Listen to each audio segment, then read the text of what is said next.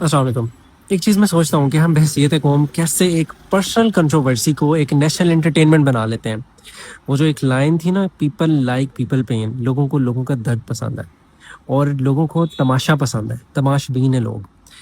Unfortunately آپ دیکھیں کہ میں جب اس کو سرچ کرتا ہوں، جو ریسنٹ ایک کیس آیا، ایک پرسنل کیس ہے between the actress Momina and Saqib, جو کہ ایک ایم پی ہیں پاکستان مسلم لیگ نون کے.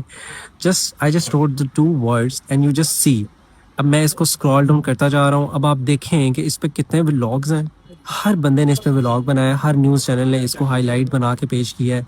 کسی ایک شخص کا جو پرسنل پرابلم تھا، آلدو آف کورس وہ پی ایم ایل این سے ہیں، وہ جو ایکٹریس ہیں وہ بھی ایک رینون پرسنالٹی، لیکن آپ دیکھیں. اور پھر اس کے نیچے اب آپ دیکھتے جائیں کہ میں اس کو جتنا اسکرال کروں گا آپ کے پاس ولاگز پہ ولاگز آئیں گے. اور یہ کوئی عام بندے نہیں ہیں. I mean it's all the biggest news channels of this country. اور اس کے ساتھ ساتھ آپ نیچے دیکھیں، یہ دیکھیں منصور صاحب، میرے کپتان، دا ویری ریناؤنڈ پرسنالٹی، اور وہ بھی اس پہ ولاگس کر رہے ہیں.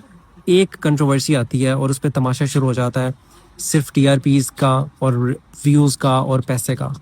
I main seriously. پھر آپ کہتے ہیں کہ ہمارے ملک میں رجب بٹ پیدا ہو رہے ہیں، ہمارے ملک میں یہ ٹک ٹاکرز پیدا ہو رہے ہیں. آپ اتنے بڑے ملک کے، اتنے نیوکلیر پاور ملک کے آپ نیوز چینل ایک مین اسٹریم میڈیا پہ بیٹھے ہیں، and you are not talking about education, you are not talking about economy.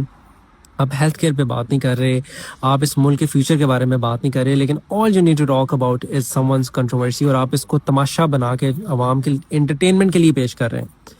تو میں ایز اے پرسن میں یہ نہیں دیکھنا چاہتا.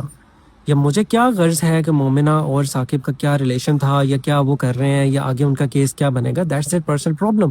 اور اس کا لاس بھی وہی فیس کریں گے. That is a case in F I A, whatever N C C I A, wherever it is. یہ میں اپنے بچوں کو یہ چیز نہیں دکھانا چاہتا. آئی مین کیا آپ لوگوں نے اللہ کو جواب نہیں دینا اس چیز کا آگے جا کے کہ ہم لوگوں کو کیا دکھاتے رہے ہیں؟ اور آپ literally, I mean, is this the way you want this country to progress? اور no one ever talked about this کہ کیسے ہمارا مین اسٹریم میڈیا اس چیز کو ہمارے برینز میں انکارپوریٹ کر رہا ہے، کانٹینس کرے جا رہا ہے، اس تماش بینی کو ہمارے سامنے پیش کیا جا رہا ہے اچھے طریقے سے، تاکہ ہم اسی چیز میں گھسے رہیں. نو ون ٹاکنگ اباؤٹ کہ پیٹرول پرائسز اتنی بڑی تھی، اب تھوڑی سی کم ہوئی ہے، 50 روپے بڑھ گیا، پھر صرف 5 روپے کم ہو گیا. I mean no one really talking about this shirt.